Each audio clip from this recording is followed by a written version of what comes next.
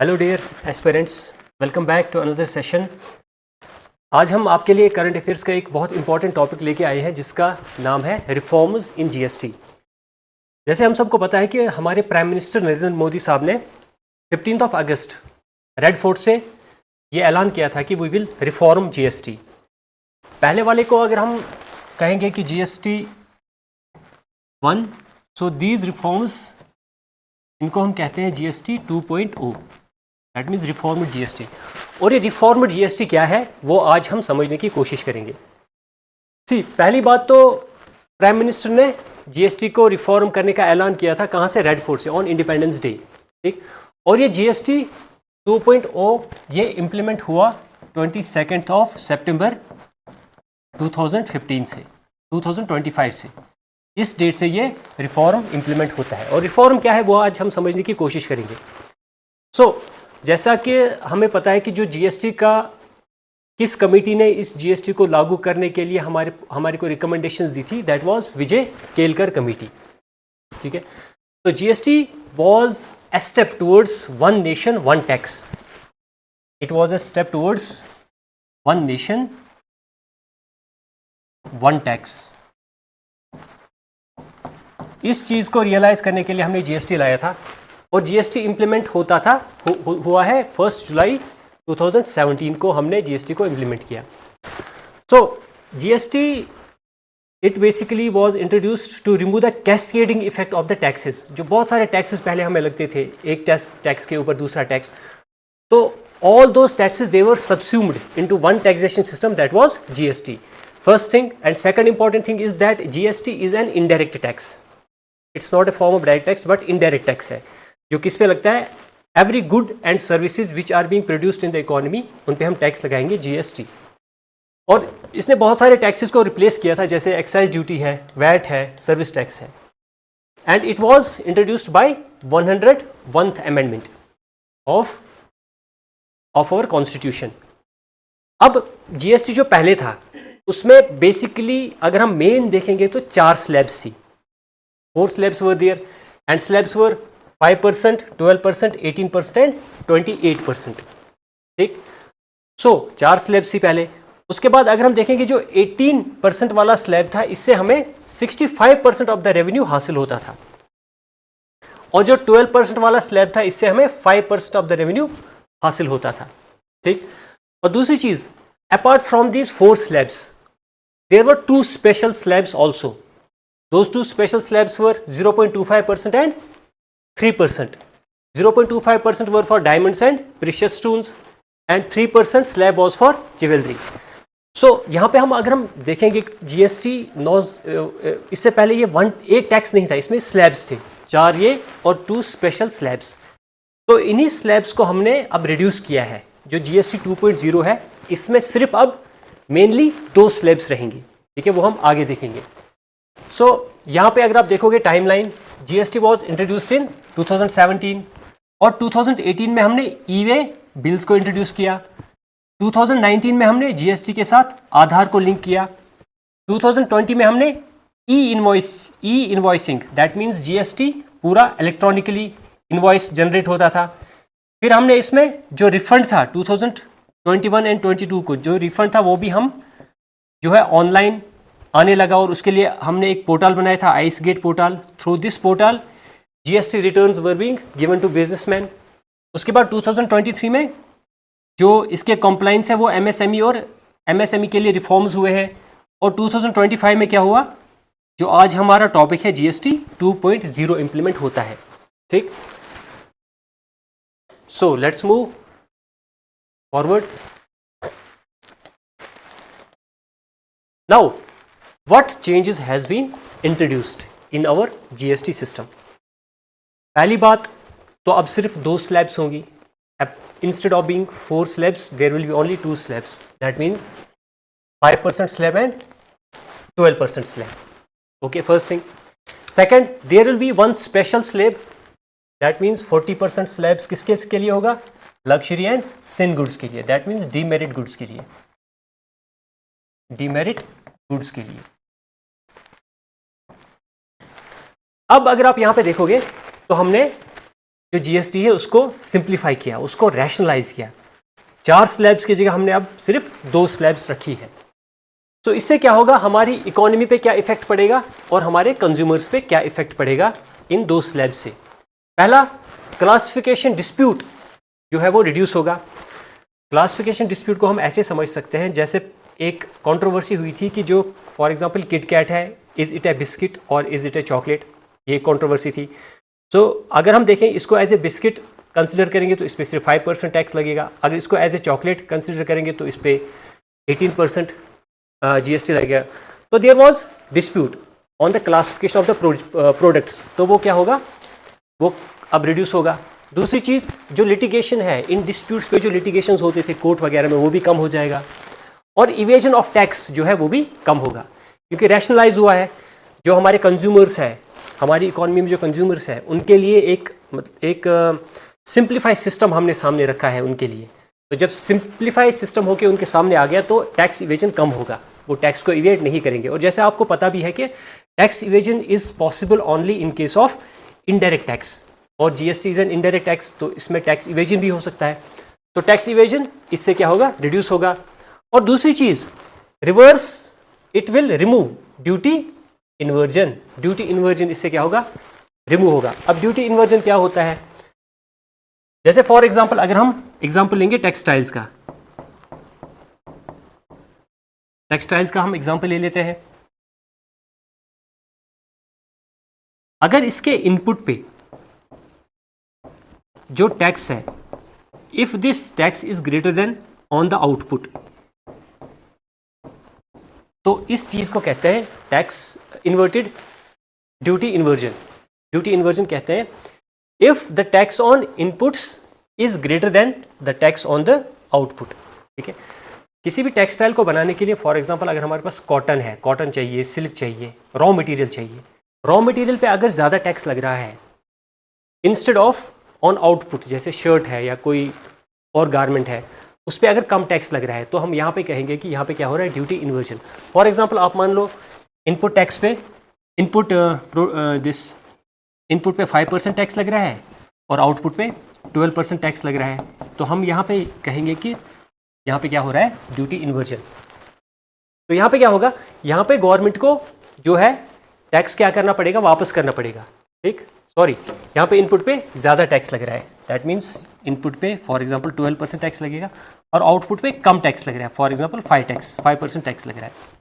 अब क्या होगा, अब जो आउटपुट पे ज़्यादा टैक्स है तो इनकम टैक्स रिटर्न फाइल करेंगे ये लोग। ठीक है, तो गवर्नमेंट को जो ज़्यादा टैक्स दिया था वो वापस करना पड़ेगा। तो उसमें क्या होता है कि कभी ये बहुत देर तक चलता है। फॉर एग्जांपल अगर मैं एक बिजनेसमैन हूँ, तो मैंने ऑलरेडी इनपुट पे टैक्स दिया हुआ है और आउटपुट पे टैक्स सिर्फ 5% है, तो 12% माइनस 5%, दैट मीन्स 7% टैक्स जो है गवर्नमेंट को वापस देना है मुझे, तो उसमें बहुत टाइम लगता था।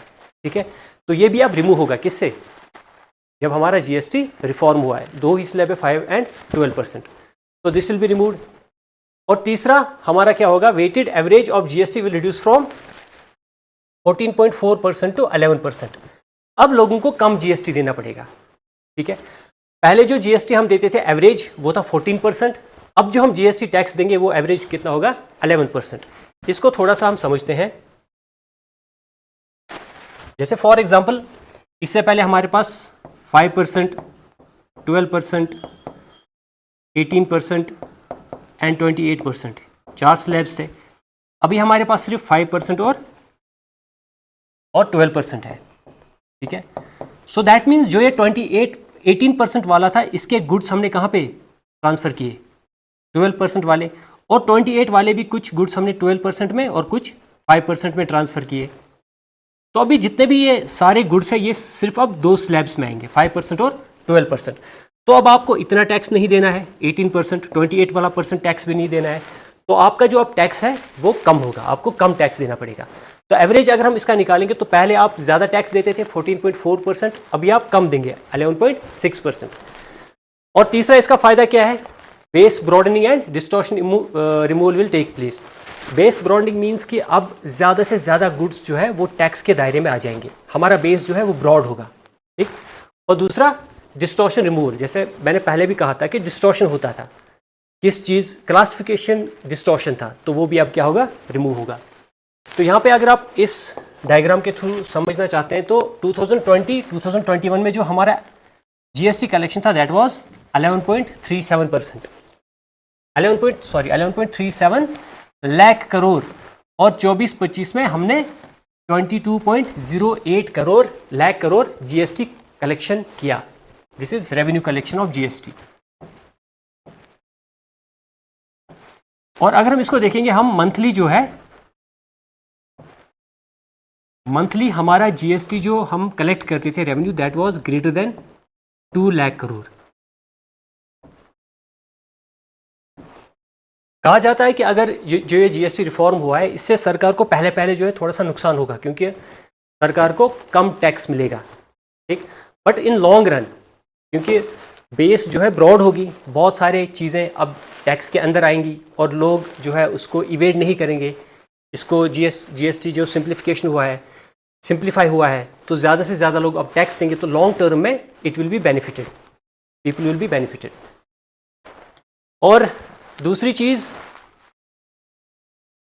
अगर हम यहाँ पे देखेंगे, in 5% bracket items included are packaged flour, butter, hair oil, toothbrush, and 18% में AC, refrigerator and TVs extra.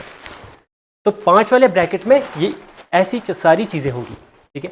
जैसे अगर हम पहले देखेंगे, जो हेयर ऑयल था इस पर 12% टैक्स लगता था, तो 12% से हमने इसको रिड्यूस किया, कितना, 5% टैक्स वाले में ले आए, ठीक। तो अब ये सस्ता होगा, तो things will become affordable for the consumers also.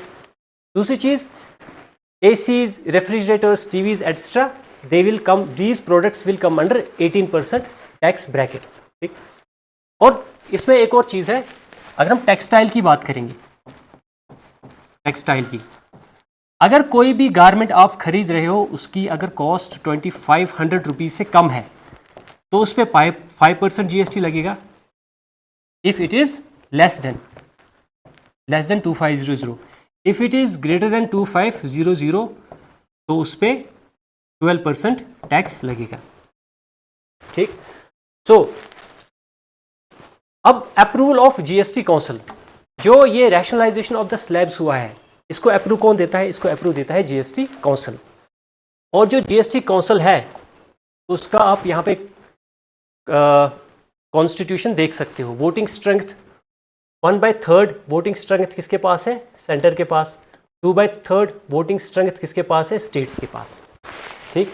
सो अब जीएसटी काउंसिल में चेयरपर्सन कौन होता है, union finance minister. Other members, minister of state for finance, ये भी इसका मेंबर होता है। वाइस चेयरपर्सन होता है one of the state finance ministers, और इसके मेंबर्स सारे स्टेट्स के और यूनियन टेरिटरीज के जो भी स्टेट फाइनेंस मिनिस्टर्स हैं, वो इसके क्या होंगे, मेंबर्स होंगे। अब यहाँ पे देखो, डिसीजन जो होगा, अगर वोटिंग के थ्रू डिसीजन होता है, तो उसमें कितना मेजोरिटी चाहिए, 75% of the votes should support that decision. So that means यहाँ पे आप देख सकते हो कि पावर सेंटर के पास भी है, स्टेट्स के पास भी है। स्टेट्स के पास ज़्यादा पावर है एज कम्पेयर टू सेंटर, और जो वोटिंग होगा उसमें 75% चाहिए, तो दैट मीन्स दोनों का योगदान होना चाहिए उस वोटिंग में, तभी वो डिसीजन पास होगा। ओके, सो अब जीएसटी काउंसिल क्या है। जीएसटी काउंसिल हमने आर्टिकल 279A के अंडर इसको बनाया, ठीक। अब इसमें क्या है, सेंसस ड्रिवन है 3/4, दैट मीन्स 75% वोट्स जब इन फेवर होंगे किसी चेंज को लेके, तो फिर वो चेंज आ जाएगी।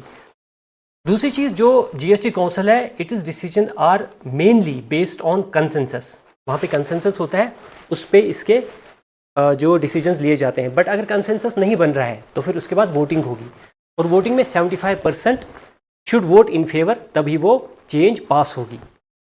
दूसरी चीज़, सेंटर के पास 1/3 वोटिंग पावर है और स्टेट के पास 2/3 वोटिंग पावर है। अब हम देखते हैं जो जीएसटी रैशनलाइजेशन हो रही है, इसमें इकोनॉमिक इम्पैक्ट क्या पड़ेगा। तो economic impact of tax we calculate it through Laffer curve, ठीक है। यहाँ पे मैंने लाफर कर्व दिया है। सो ये कर्व जो यहाँ पे आप देख रहे हो, इसको हम कहते हैं Laffer's curve. Laffer's curve is between tax rate और टैक्स रेवेन्यू के बीच में क्या रिलेशनशिप है ये दिखाता है। तो यहाँ पे आप देख सकते हो, अगर हम टैक्स रेट पहले पहले बढ़ाते हैं तो हमारा रेवेन्यू भी बढ़ेगा। अगर हम टैक्स रेट और बढ़ाते हैं और बढ़ाते हैं और बढ़ाते तो एक पॉइंट आएगा जहाँ पे हमें मैक्सिमम टैक्स रेवेन्यू मिलेगा। बट उसके बाद अगर हम टैक्स रेट और बढ़ाते हैं तो हमारा टैक्स रेवेन्यू जो है वो क्या होगा, कम होना शुरू हो जाएगा।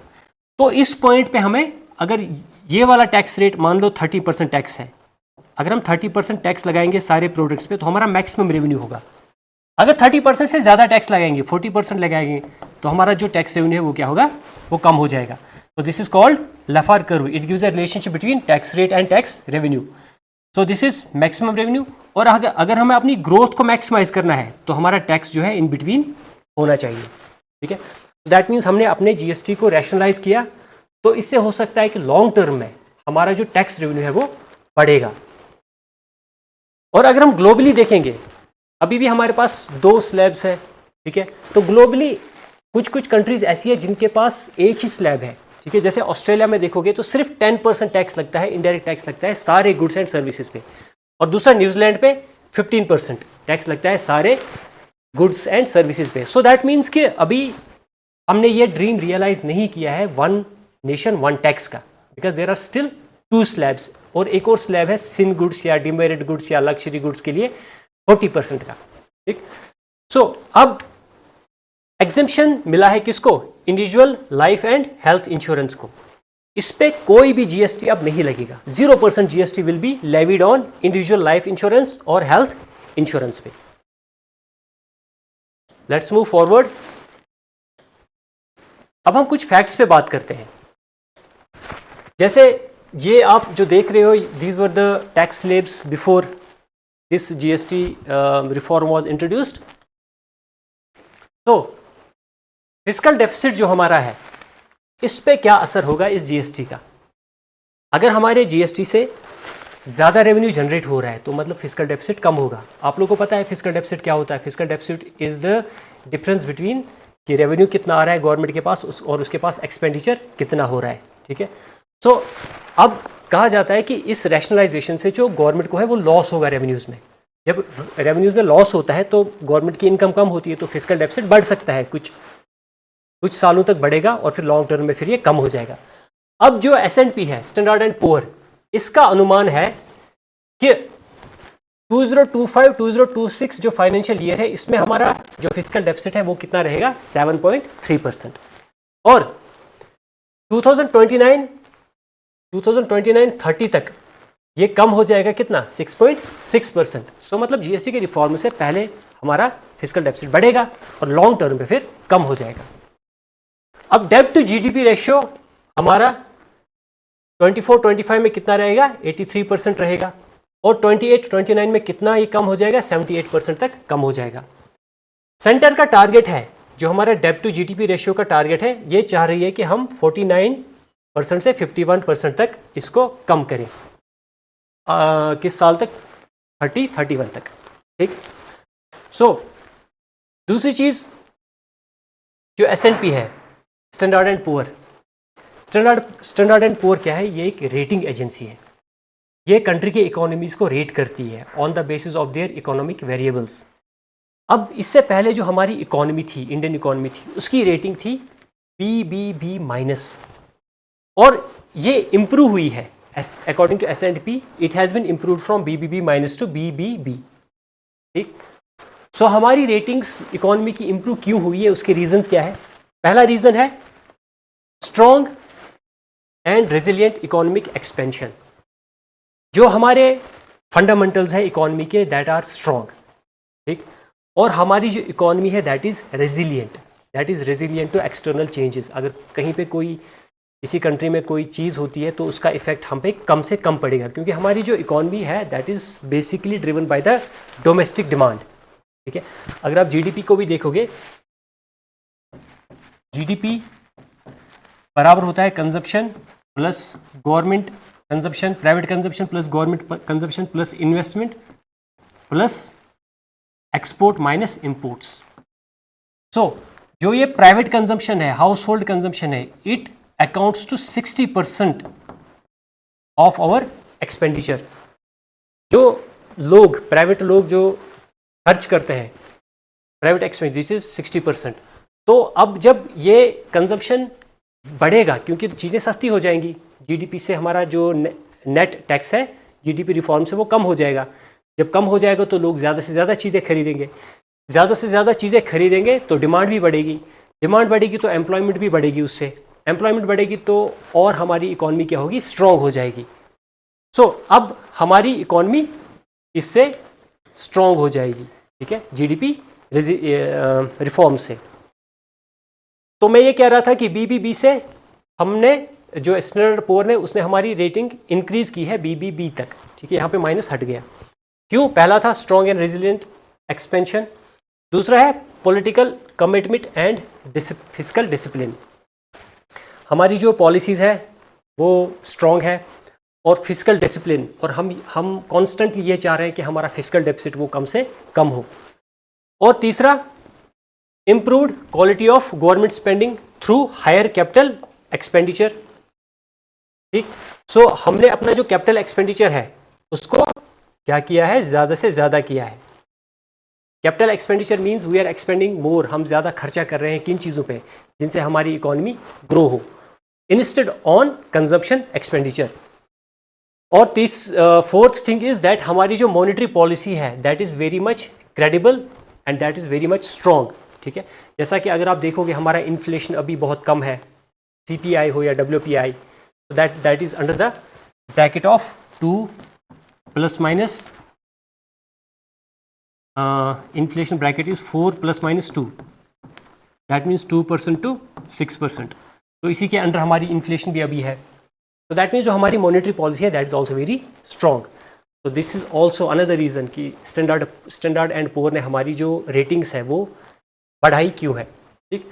यहाँ पे जैसा कि आप देख सकते हो फिस्कल डेफिसिट जो है हमारा कम हो रहा है ना, ग्राफ नीचे आ रहा है। So it is in between 5 and 6 right now, ठीक। तो फिस्कल डेफिसिट भी कम हो रहा है। तो दीज वर द रीजंस कि हमारा जो है रेटिंग्स ज़्यादा अच्छी क्यों हुई है। तो this was all which was covered under GST topic. See you in the next session. Thank you.